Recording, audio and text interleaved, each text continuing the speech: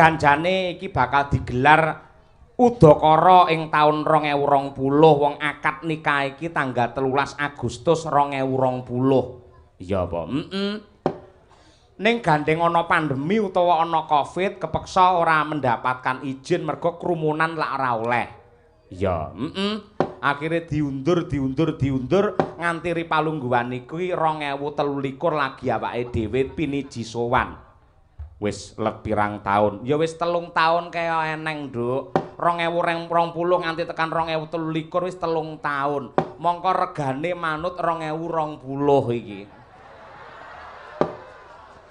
ngono ya Mak tenan aku lali kok nduk aku lali wis tak nyuwun prisa karo Pak Bambang Supriyadi aku lali riyen pun peteng tak pun kula panjeri 5 juta modiar aku ayo tenan sumpah demi Allah aku lali tenan iya ning ora apa-apa mergo aku eling karo sejarah lan nun sewu kala mangsa sing minterke dalang ki ora mung guru dalang sing minterke dalang ora mung sesepuh dalang sing minterke dalang ora mung isi Surakarta utawa sekolahan seni kala mangsa dalang ki bisa pinter lan gelem sinau ki dipinterke karo wong nanggap sebabe mergo tak hitung rambah ping 3 iki keluarga besar Pak Ladikun Pak Ladiman kuwi le ngersake lakon ki mesti aneh-aneh kabeh tur angel-angel kabeh ya to pisanan kae aku sik kelingan lakone Tripoma ya kuwi biografi saka Sumantri terus Kumbakarna terus bar kuwi Basukarna 3 lakon dadekne sewengi heeh monggo anggarane sewengi tok ngono kuwi mbiyen yang kedua terus Romanitis iya saiki Sawitri lakon apa Sawitri ngerti ku Sawitri iki jaranan lho nduk Sawitri Putra iki Sawitri gelem ra gelem aku terus sinau nyetel kasete Mbah Narto Sabda buka YouTube Mbah Sukron Suwanda sinau tenan sajeg jumblek kula wiwit lair cenger nganti anak kula 4 nglakokke lakon Sawitri lagi bengi iki iya apa mikir ya Mak mikir leku gawe naskah leku gawe sanggit iki pirang-pirang dina nduk nganti mau karo kanca-kanca iki piye cah garapane gending piye sing awan kudune tak nggo istirahat mergo mau bengi saka Nganjuk kepeksa aku ora turu piye carane engko garap lakon Sawitri men ora dadi gelane penggalihe ingkang kagungan hajat iya kaya ngono kuwi perjuangane iki lakon abot lakon angel lakon sing penuh dengan drama yen nganti ora awake dhewe ra pinter menyajikan iki mengko dadi hambar dadine malah enteng mula ki janjane tak bocori asline Sawitri ki lakon larang ki asline apa iya tenan lha gur Semar Bangun Kayangan leh karo merem iso aku ya aja nyepelekke Semar Bangun Kayangan wis sing tresnani akeh kok ya nggih niku Pak Bambang kula namung sak gadu ing nalar sak kadaring lampah mugi-mugi saged dados renaning penggalih lan pancen sengaja wonten ingkang kula damel benten kalian karyanipun Mbah Narto Sabda kula goleki kok iso Satyawan kok iso mati iki sebabe apa sebabe kok umure ra dawa iki mergane apa ngoten niku kula goleki iya ngono ya ngono kuwi ini ya sak mampune awake dhewe ya lah iki kagungan kersa apa to Mak ya Mahargya Suta Mbiwado Siwi resepsi pernikahan nenggih Mbak Yu Roro Krisna Rahma Evilia Agustina SPD dawa asmane ingkang palakrama kalian Roko Mas Bagus Gentur Setyadiar Mulya SPD guru guru kaya ngono kuwi iya luar biasa yen awake dhewe arep nuturi karo apa sing jenenge mantu utawa sing dinikahake karo mempelai berdua kuwi wis dudu nggone mergo iki ora manten anyar ning manten lawas ha iya wis brojol siji dik anyar piye ha iya anake wis unuk-unuk wedok ha iya ayo iya luar biasa ning mung ndedonga marang purbane Hyang Agung nyuwun marang Gusti ingkang nyipta jagat muga-muga mempelai berdua lan uga putra-putrinipun tansah pikantuk kanugrahan kamulyan lan ugi barokah saking Allah Subhanahu wa taala. Ya, lan keluarga besar Bapak Tri Haryanto sekalian Ibu Aning manggih hayu lan rahayu durga mendak kala sirna yuwana basuki pinaringan rejeki ingkang melimpah ruah penuh dengan barokah pinaringan kesehatan lahir batin keselamatan donya tekan akhir Allahumma Hasbunallah wa ni'mal wakil.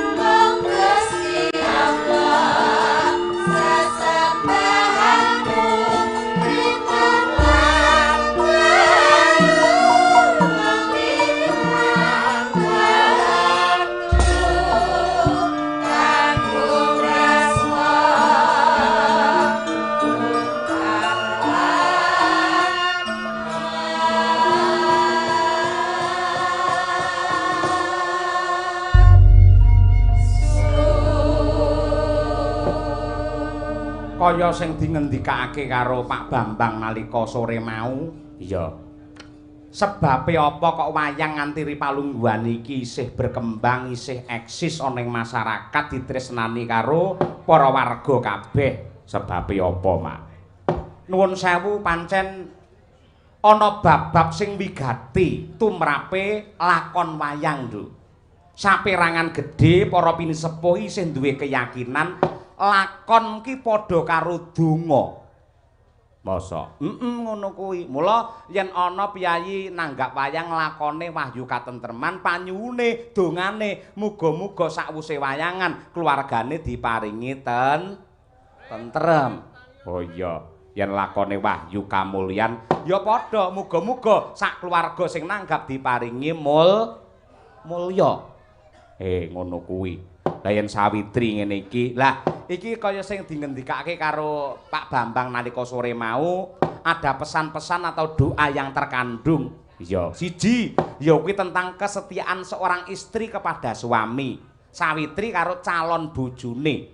Mengko, ngono kuwi. Yang kedua, dharma bakti seorang anak kepada orang tua, doa, usaha dan juga perilaku anak yang bisa menjadi syarat kesembuhan orang tua yang sedang sakit. Ngono kuwi. Ngono kuwi. Ya muga-muga bisa numusi lan dikabulake dening Allah Subhanahu wa taala ya, Mak. Amin ya rabbal alamin. Ugi ngaturaken panuwun menika dipun tenggani wiwit sore malah dipun larapaken adicara dening kadang kula Ki Dalang Ipung Purba Sasongko. Wah iya, dalang gaul saka ing Ponorogo. Piyayine ganteng, piyayine gagah, mayang yo apik, MC yo apik. Terus ngliput acara uka-uka yo apik. Ha iya. Malah tekan ndi-ndi le golek konten. Ha iya wis piyayi apa-apa kok jos. Ya matur nuwun. Ugi matur nuwun dumateng Pak Nardi kalian Pak Kamto ingkang dalemipun kepeksa kangge dandan kula sak kanca mugi-mugi dados amal kesainan panjenengan. Yo ngaturke panglipur sawetara. Coba luwih dhisik Ibu Sukesi Rahayu men jumeneng Bu Kesi gandeng iki pancen ra ana bintang tamune. Ya. Keluarga besar Pak Ladikun, Pak Bambang ngono wis ora nate ngangge bintang tamu, Nduk. Ha iya. Pancen niati arep ndadar kaya apa tanpa bintang tamu dalang iso gayeng apa ora? Ha iya. Ora apa-apa ya pancen duwe selera dewi-dewi. Cublak-cublak suweng nggih ngormati Ibu Sukesi Rahayu Magister Seni. Oke.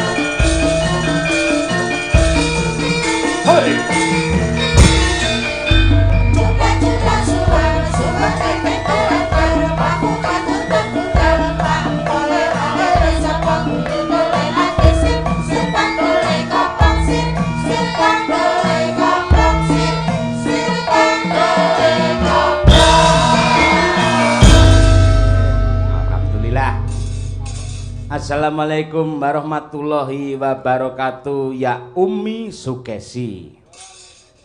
Waalaikumsalam warahmatullahi wabarakatuh ya Abi Cahyo Kuntadi. Waduh. Wah, jan kaya mesra banget kita le romantis ya, Mak. Heeh, Bu Kesi lek ning panggung ngene iki ngundang aku Abi. Nek pas ning omah tur sepi tanggapan ya babi. Lah iya. Ya enggak lah. Enggak ya Bu ya. Tetap bagaimanapun juga kula tetap menghormati panjenengan Mas Cahyo. Bener. Sebagai seorang suami dan guru laki itu wong wedok niku wajib bekti senadyan to kaya apa kahanane awake dhewe. Nah, kuwi bener. Senadyan to kadang-kadang yen nyambut gawe tanggapan sasi sepi ya awake dhewe sepi. Aku ya tetep sayang karo sampean, Pak. Ya, betul pancen kudune kaya mengkono. Mergo apa Bu Kesi nuwun sewi? Nggih. Nuwun sewi jenenge wong omah-omah ki lambarane lak ya ora mung cinta tok ning uga kasih sayang kaya temanten kekalih iki. Ngono ta?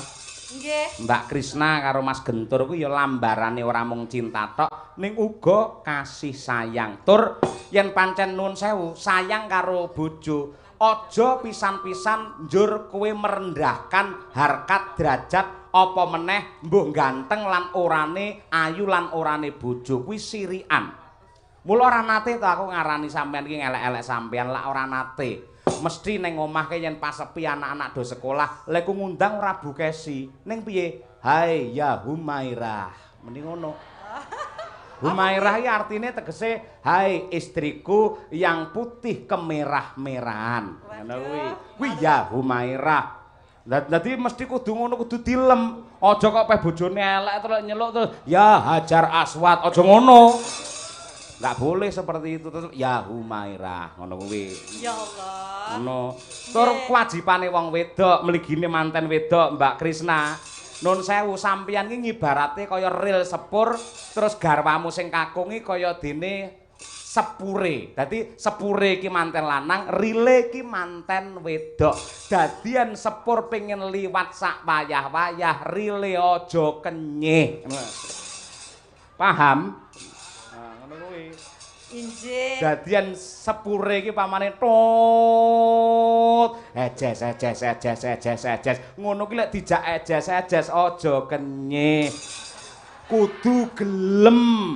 Ora nek critane ril kok mbanggel ora nek critane. Ngono kuwi. Loh, nyuwun sewu Pak Dalang. Pripun?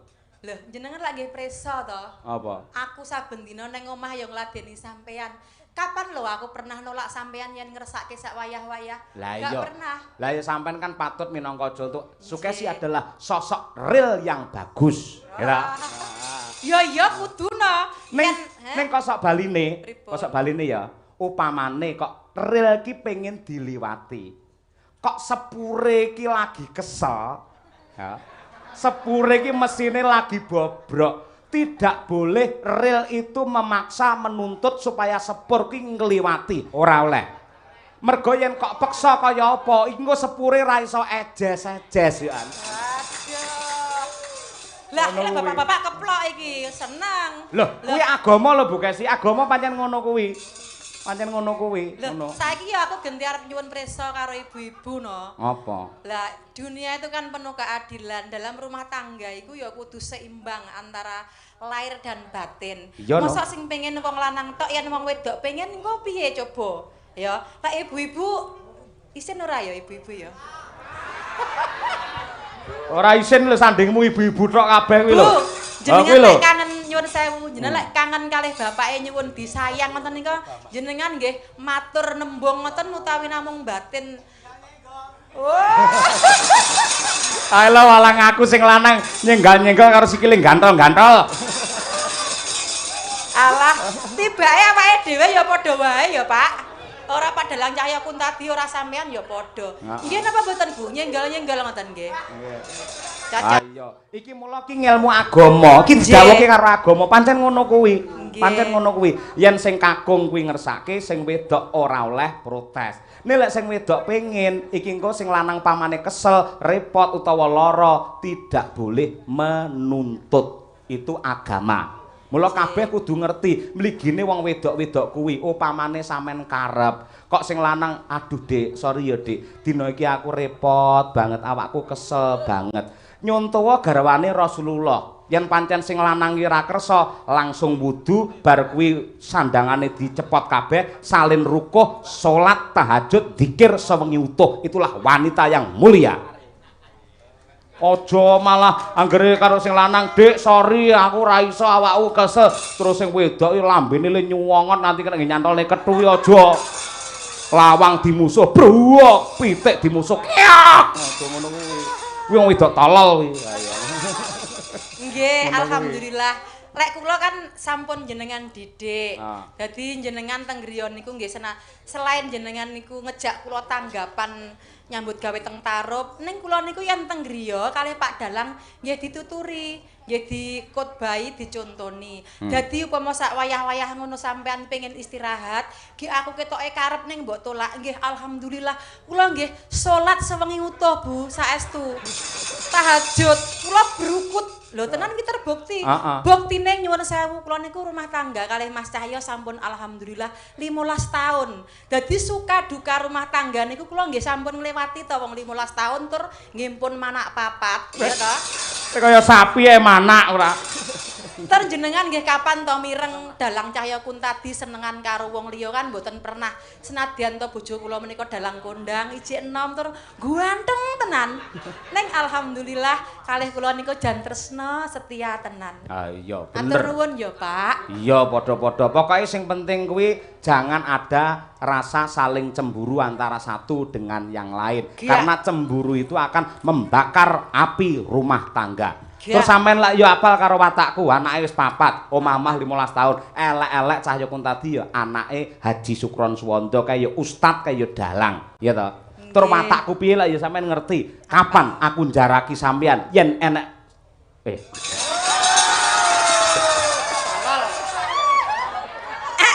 Tolol. Kabong. Kapan tak aku neko-neko terus aku pamane sampean reneng terus sinden tak jaraki ora nate Bu Kesi ora nate mbok aku ning kampus akeh mahasiswa sing cantik-cantik ning nadyan sampean ra ono aku ngerti oh ya Allah panjenengan tasik mirsani dumateng kula mergo saka kesetia aku kepada seorang Sukesi aku tidak pernah kengguh dengan wanita yang lain sumpahku bojo ya mung siji neng kene siji neng kono siji tegese sampean tak jak rono-rono ngono lho Bu Kesi. Seto. Aku mau ning ati iki wis arep batin. Alhamdulillah ya Allah bojoku kaya ngono setiane. Bareng entek-entekane bom-bomane kok siji ning Ponorogo, siji ning Tulungagung. Kuwi njaluk tak antemi apa piye? Aja. kayak sampean saiki sering banget tanggapan ning Ponorogo, ketok enek sing dilirik cah kene ya. Enek yakin demi Allah pancen enek. Sapa? Kowe ngerti jenenge ora? Mboten. Jenenge Durin. Malah Durin. Pak dalang kedap. Masya Allah Ren, Durin. Kowe iki ditanggapne wayang larang-larang dalange ganteng sindene Bu Kesi kok. Kowe iki ado-ado kok ngomong turu.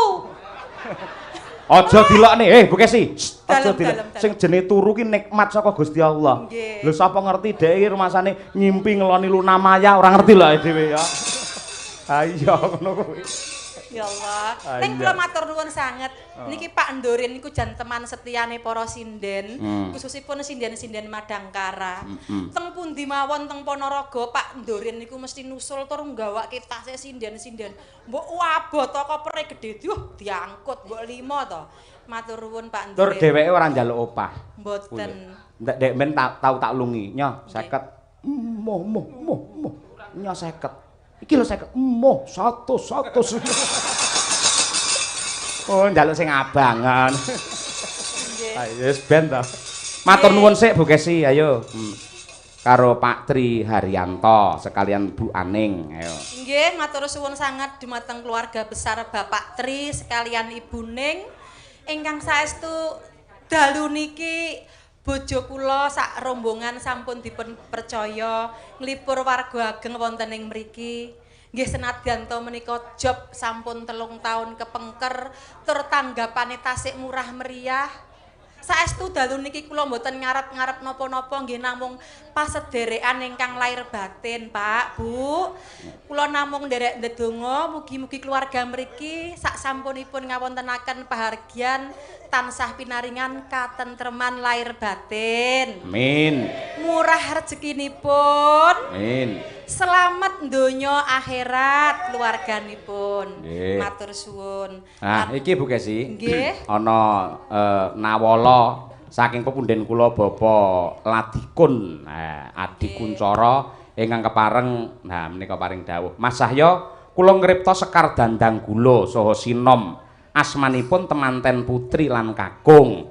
Nyuwun dipinangkani Mas saha rombongan Madangkara kasuwun ngiringi. Wih nggih, dadi niki sandi asma. Nah, menawi dipun waos mandhap menika Dandang Gula niki Krisna Rahma Evelia Agustina. Nah, yen sinome mudhun iki Gentur Setya Diar Mulya. Nah, coba Dandang Gulane rumiyin nggih. Nggih, Pak Dalang. Nggih. Menika Dandang Gula. Pelok 6 nggih. Nggih, siap. Kredane wanita utami. No.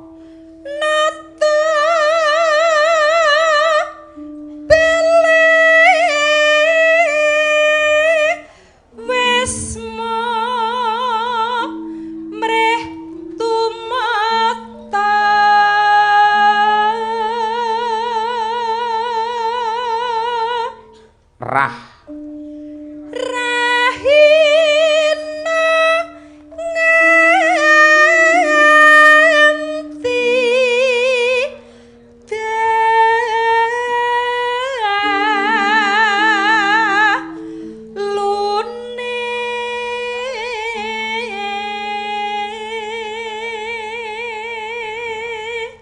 Ma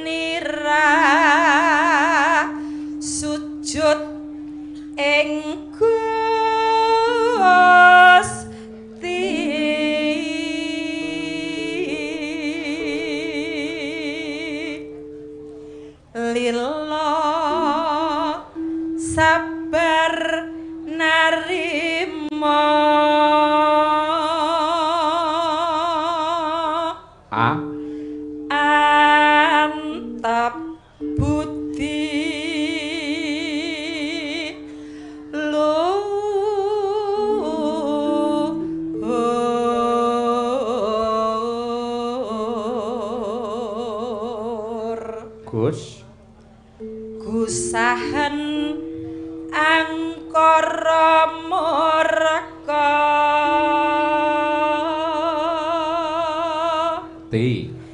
tindak nolaku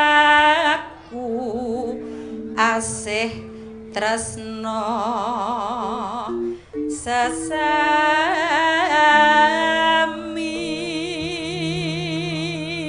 terakhir no nampa kamulyan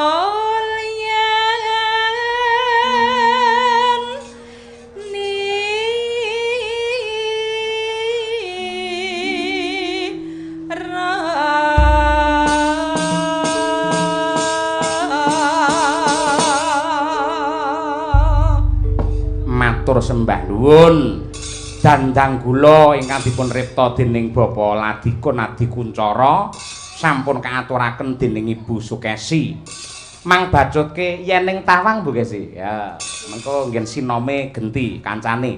Ya, Monggo katur mempelai berdua Mbak Krisna karo Mas Gentur. Ya, monggo Yening Tawang.